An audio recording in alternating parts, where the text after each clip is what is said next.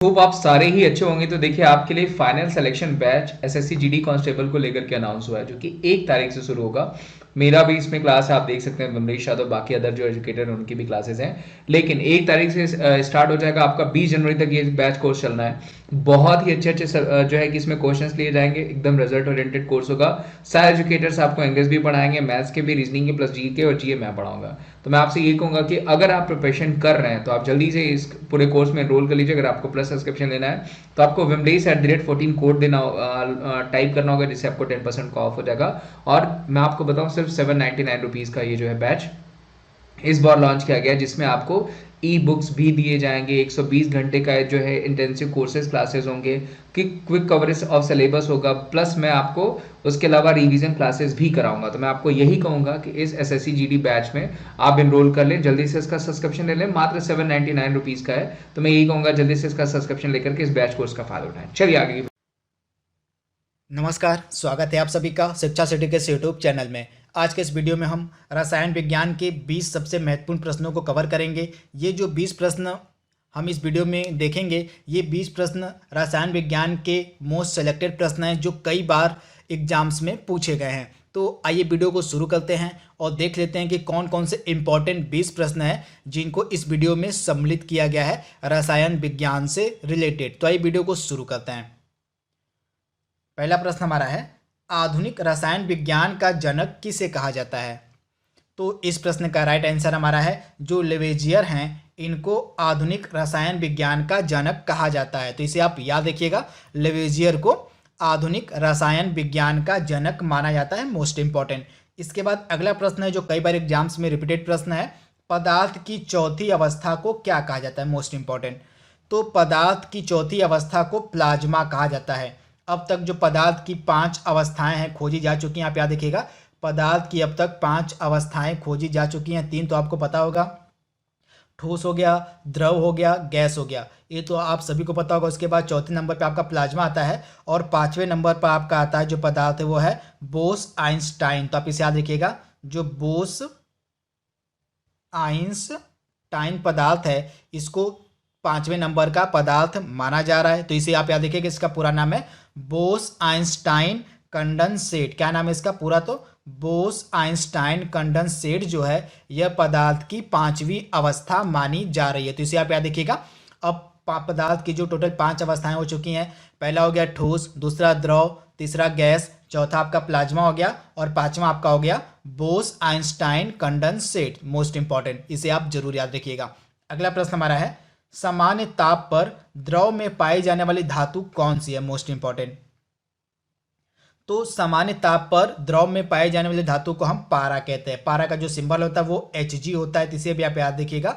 जो पारा होता है वह सामान्य ताप पर द्रव में पाई जाने वाली धातु यानी कि मेटल होता है। इसके साथ जो पारा होता है इसको हम क्विक सिल्वर के नाम से भी जानते हैं। इसे आप याद रखिएगा, पारा को हम क्विक सिल्वर के नाम से भी जानते हैं। ये कई बार एग्जाम में पूछा गया प्रश्न है कि पारा को किस अन्य नाम से जाना जाता है? तो इसका राइट आंसर आपका होता है क्विक सिल्वर। इसके साथ जो पारा है इसका एक महत्वपूर्ण अयस्क है सीने बार। क्या है? तो पारे का एक महत्वपूर्ण अयस्क है सीने बार। तो इसे भी आप याद रखिएगा। पारा सामान्य ताप पर द्रव में पाई जाने वाली धातु होती है। ये तो हो गया प्रश्न आपका। इसके बाद 2 फैक्ट हैं जो पारा से आपको याद रखना है। पारा को हम क्विक सिल्वर के नाम से जानते हैं। इसके साथ पारा का जो महत्वपूर्ण अयस्क होता है उसको हम सीने बार कहते हैं। तो इसे भी आप जरूर याद रखिएगा। अगला प्रश्न हमारा है, किस ताप को हम परम शून्य ताप कहते हैं? तो इस प्रश्न का राइट आंसर हमारा हो जाएगा -273.15 डिग्री सेल्सियस। जो हमारा पैमाना होता है इसको हम परम शून्य ताप के नाम से जानते हैं। आप इसे याद रखिएगा, परम शून्य ताप इक्वल टू कितना होता है? तो -273.15 डिग्री सेल्सियस। तो इसे भी आप याद रखिएगा, मोस्ट इंपॉर्टेंट। अगर आप इसको केल्विन में कन्वर्ट करना चाहें तो इसको केल्विन में हम 0 केल्विन के नाम से जानते हैं। तो इसे भी आप याद रखिएगा, जो -273.15 डिग्री सेल्सियस होता है यह 0 केल्विन के बराबर होता है। इसी को हम परम शून्य ताप कहते हैं। अगला प्रश्न हमारा है, परमाणु में उपस्थित प्रोटॉनों और न्यूट्रॉनों की सम्मिलित संख्या को हम क्या कहते हैं? मोस्ट इंपॉर्टेंट प्रश्न, कई बार भी एग्जाम में रिपीटेड प्रश्न है। तो परमाणु जो होता है हमारा, उसमें उपस्थित प्रोटॉनों प्लस न्यूट्रॉनों की सम्मिलित संख्या को हम द्रव्यमान संख्या कहते हैं। तो इसे भी आप याद रखिएगा। अगर आपसे द्रव्यमान संख्या पूछे तो आपका आंसर हो जाएगा proton plus neutron equal to क्या होता है, आपका द्रव्यमान संख्या। इसे आप याद रखिएगा। वहीं आपसे पूछे परमाणु संख्या बस, तो ये भी प्रश्न कई बार पूछा गया है कि परमाणु संख्या किसके समतुल्य होती है। तो परमाणु संख्या किससे होती है, तो हमारा जो नाभिक होता है परमाणु का, परमाणु के नाभिक में उपस्थित प्रोटॉनों की संख्या को, तो आप याद रखिएगा, परमाणु में उपस्थित प्रोटॉनों की संख्या को हम परमाणु संख्या कहते हैं। वहीं अगर आपसे पूछे द्रव्यमान संख्या, तो परमाणु के नाभिक में उपस्थित प्रोटॉनों प्लस न्यूट्रॉनों की संख्या को हम द्रव्यमान संख्या कहते हैं। आप इसे याद रखिएगा, भूलिएगा मत। एक बार फिर से मैं रिपीट करता हूं, अगर आपसे पूछे परमाणु संख्या के बारे में, तो परमाणु के नाभिक के उपस्थित प्रोटॉनों की संख्या को हम परमाणु संख्या कहते हैं। अगर आपसे पूछ ले कि द्रव्यमान संख्या किसे कहते हैं, तो परमाणु के नाभिक में उपस्थित प्रोटॉनों प्लस न्यूट्रॉनों की संख्या को हम द्रव्यमान संख्या कहते हैं। तो दोनों आपके दिमाग में होना चाहिए। अगला प्रश्न हमारा है, किसी तत्व के ऐसे परमाणु जिनकी परमाणु संख्या तो समान होती है परंतु द्रव्यमान संख्या अलग अलग होती है, उसको हम क्या कहते हैं। Most important. तो इस प्रश्न का राइट आंसर हमारा है, किसी तत्व के ऐसे परमाणु जिनकी परमाणु संख्या तो समान होती है परंतु द्रव्यमान संख्या अलग अलग होती है, उसको हम समस्थानिक यानी आइसोटोप्स के नाम से जानते हैं। तो इसका राइट आंसर क्या हो जाएगा, आइसोटोप्स। आइसोटोप्स किसे कहते हैं, किसी तत्व के ऐसे परमाणु जिनकी परमाणु संख्या तो समान होती है परंतु द्रव्यमान संख्या अलग अलग होती है, उसे हम आइसोटोप्स के नाम से यानी समस्थानिक के नाम से जानते हैं। एक समस्थानिक है जो कई बार एग्जाम्स में पूछा गया है, हाइड्रोजन का समस्थानिक। आप याद रखिएगा, जो हाइड्रोजन होता है उसके समस्थानिक कई बार एग्जाम्स में पूछे गए हैं। तो आइए इसके बारे में भी हम बात कर लेते हैं। तो हाइड्रोजन के जो 3 समस्थानिक होते हैं, सबसे पहले जिसे आपको याद रखना है, जो हाइड्रोजन होता है इसके 3 समस्थानिक होते हैं। पहला होता है प्रोटियम। क्या होता है, पहला जो होता है समस्थानिक हाइड्रोजन का वो होता है प्रोटियम, इसको हम 1H1 के नाम से जानते हैं। उसके बाद दूसरा समस्थानिक इसका होता है ड्यूटेरियम। मोस्ट इंपॉर्टेंट, ड्यूटेरियम होता है दूसरा समस्थानिक किसका, हाइड्रोजन का। इसको हम किस नाम से जानते हैं, तो 1H2, इसको ऐसे लिखते हैं। और तीसरा इसका परमाणु क्या, मतलब तीसरा इसका समस्थानिक क्या होता है, ट्राइट्रियम। तो इसे आप याद देखिएगा, ट्राइट्रियम तीसरा इसका समस्थानिक होता है। तो इसे आप जरूर याद रखिएगा। जो हाइड्रोजन होता है उसके 3 समस्थानिक होते हैं। पहला आपका हो गया प्रोटियम 1H1, दूसरा आपका हो गया ड्यूटेरियम 1H2, तीसरा आपका हो गया ट्राइट्रियम यानी 1H3। ये तीनों कई बार एग्जाम्स में पूछे गए हैं। इसके साथ ही जो हाइड्रोजन होता है उसका दूसरा जो समस्थानिक होता है ड्यूटेरियम, इसको हम भारी जल के नाम से भी जानते हैं। तो इसे भी आप याद रखिएगा। जो हाइड्रोजन होता है इसका जो दूसरा समस्थानिक होता है ड्यूटेरियम, इसको हम भारी जल यानी D2O के नाम से भी जानते हैं। तो इसे भी आप याद रखिएगा। जो ड्यूटेरियम होता है हाइड्रोजन का दूसरा समस्थानिक, उसको हम भारी जल यानी D2O के नाम से भी जानते हैं। तो इसे आप याद रखिएगा, मोस्ट इंपॉर्टेंट। अगला प्रश्न हमारा है, डाल्टन ने अपना परमाणु सिद्धांत कब प्रस्तुत किया था। Most important. तो डाल्टन के द्वारा जो परमाणु सिद्धांत दिया गया था, यह दिया गया था 1808 ईस्वी में। तो इसे आप याद रखिएगा। जो डाल्टन थे इन्होंने परमाणु सिद्धांत 1808 ईस्वी में प्रस्तुत किया था। अगला प्रश्न हमारा है, 1911 में परमाणु नाभिक की खोज किसने की थी। Most important. तो रदरफोर्ड इसका राइट आंसर है। रदरफोर्ड के द्वारा 1911 में परमाणु नाभिक की खोज की गई थी। तो इसे आप जरूर याद रखिएगा। पहला अगला प्रश्न हमारा है जो मोस्ट इंपॉर्टेंट, कई बार एग्जाम में रिपीटेड प्रश्न है कि परमाणु की जो सबसे बारीक कक्षा होती है उसमें अधिकतम कितने इलेक्ट्रॉन रह सकते हैं। मोस्ट इंपॉर्टेंट, ये कई बार एग्जाम में रिपीटेड प्रश्न है। तो परमाणु की सबसे बारीक कक्षा में अधिकतम जो इलेक्ट्रॉन रह सकते हैं उनकी संख्या 8 होती है। तो इसका राइट आंसर क्या हो जाएगा, 8। परमाणु की बारीक कक्षा में अधिकतम इलेक्ट्रॉन कितने रह सकते हैं, तो 8 रह सकते हैं। तो राइट आंसर इसका आपका है 8। अगला प्रश्न हमारा है, सर्वप्रथम बार किसने आवर्त सारणी को प्रस्तुत किया था, यानी पीरियोडिक टेबल सबसे पहले किसने प्रस्तुत किया था।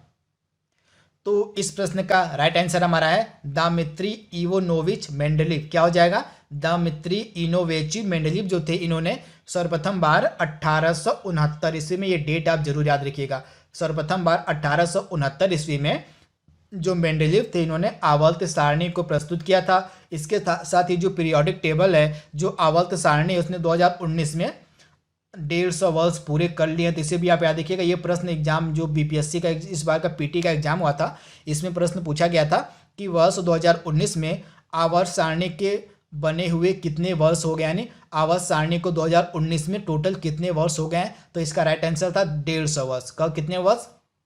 तो 2019 में आवर्त सारणी के 150 वर्ष टोटल पूरे हो गए हैं। तो इसे आप याद रखिएगा। ये प्रश्न किसमें पूछा गया? तो बीपीएससी का जो इस बार का पीटी का एग्जाम हुआ उसमें प्रश्न पूछा गया था, करंट अफेयर्स का टॉपिक था। तो इसे आप याद रखिएगा। आवर्त सारणी को सबसे पहले किसने प्रस्तुत किया था? तो दमित्री इनोवोची मेंडेलीव ने। तथा कब किया था? तो 1869 में किया था। तो इसे भी आप याद रखिएगा। तथा 2019 में पीरियोडिक टेबल ने टोटल अपने 150 साल पूरे कर लिए हैं। अगला प्रश्न हमारा है, भोपाल गैस त्रासदी कब हुई थी? मोस्ट इंपॉर्टेंट, ये भी कई बार लगातार एग्जाम में पूछा गया प्रश्न है। तो इस प्रश्न का राइट आंसर हमारा है 2-3 दिसंबर के मध्य 1984 में जो हुआ था भोपाल गैस त्रासदी। तो इसे आप याद रखिएगा। 1984 में 2 या 3 दिसंबर के मध्य यह कांड हुआ था भोपाल गैस त्रासदी का। तो इसे भी आप याद रखिएगा। डेट आपके लिए मोस्ट इंपॉर्टेंट है 1984, इसे आप याद रखिएगा। तथा इस जो भोपाल गैस त्रासदी हुई थी इसमें कौन सी गैस का लीकेज हुआ था? तो मिथाइल आइसोसाइनेट। क्या? तो उस गैस का नाम था मिथाइल आइसोसाइनेट। जो गैस थी उसी का रिसाव हो गया था, जिसके कारण कई लोग मारे गए थे इस भोपाल गैस त्रासदी में। इसका डेट क्या है? तो 1984, इसे आप जरूर याद रखिएगा। अगला प्रश्न हमारा है, एक सूखी सेल में कौन ऊर्जा पाई जाती है? Most important.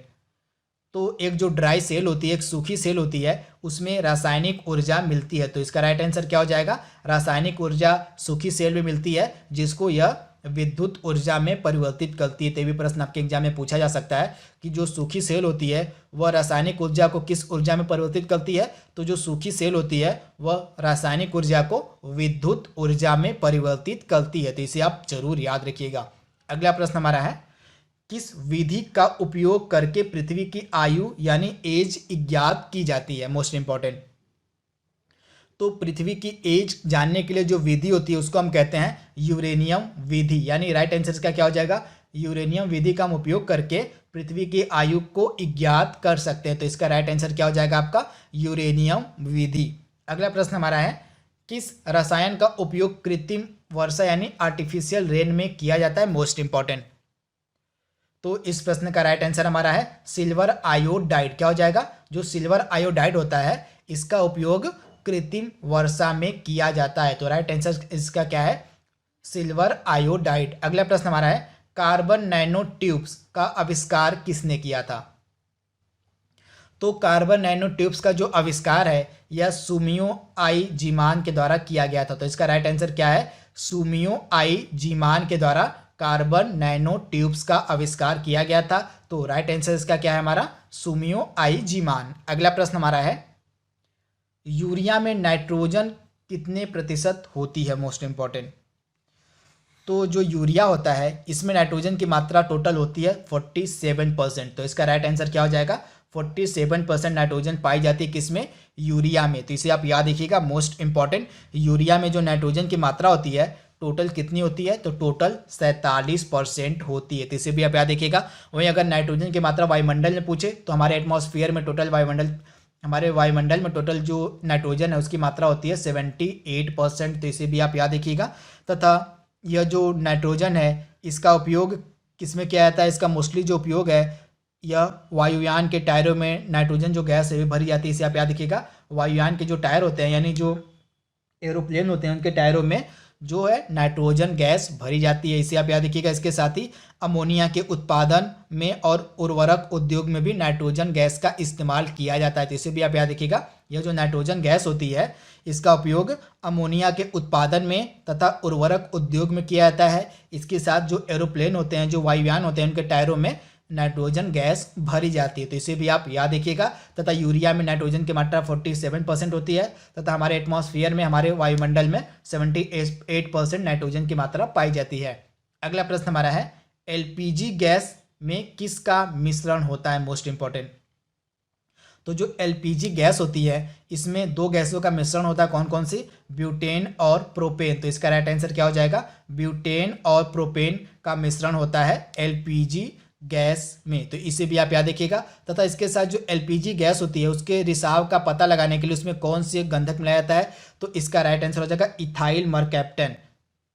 इथाइल आप याद रखिएगा, मोस्ट इंपॉर्टेंट जो इथाइल मरकैप्टन होता है यह गैस का रिसाव को पता, मतलब एलपीजी गैस में रिसाव का पता लगाने के लिए इसको मिलाया जाता है इथाइल मरकैप्टन। आप देखते हो जब गैस जब महकती है तो इसमें जो गैस होती है वो होती है इथाइल मरकैप्टन, तो इसे भी आप याद रखिएगा, गैस में लीकेज का पता लगाने के लिए इथाइल मरकैप्टन का उपयोग किया जाता है। अगला प्रश्न हमारा है, ऑक्टेन संख्या किसकी गुणवत्ता का माप है? आप बताइए जो ऑक्टेन संख्या होती है वो किसकी गुणवत्ता का माप है? तो इस प्रश्न का राइट आंसर हमारा है पेट्रोल की। पेट्रोल की जो गुणवत्ता होती है उसको ऑक्टेन संख्या में मापा जाता है, तो इसे आप याद रखिएगा। अगला प्रश्न हमारा है, सिरके का रासायनिक नाम क्या होता है? तो सिरके का रासायनिक नाम होता है एसिटिक अम्ल, तो आप इसे याद रखिएगा, सिरके का रासायनिक नाम होता है एसिटिक अम्ल। अगला प्रश्न हमारा है, मांसपेशियों में किस अम्ल के एकत्रित होने पर थकावट महसूस होती है? तो अगर मांसपेशियों में आपके लैक्टिक अम्ल एकत्रित हो जाता है तो आपको थकावट महसूस होने लगती है, तो इसका राइट आंसर क्या हो जाएगा? लैक्टिक अम्ल। अगला प्रश्न हमारा है, किस पदार्थ का उपयोग बर्तनों को चमकीला बनाने के लिए किया जाता है? तो जिंक ऑक्साइड इसका राइट आंसर हो जाएगा। जो जिंक ऑक्साइड होता है उसका उपयोग बर्तनों को चमकीला बनाने में किया जाता है, तो इसका राइट आंसर है जिंक ऑक्साइड। तो दोस्तों यहाँ पे हमने टोटल 21 मोस्ट इंपॉर्टेंट केमिस्ट्री के प्रश्नों को कवर कर लिया है। आई होप आपको वीडियो जरूर पसंद आया होगा। तो आज के लिए बस इतना ही। Thank you, thanks for watching, thank you.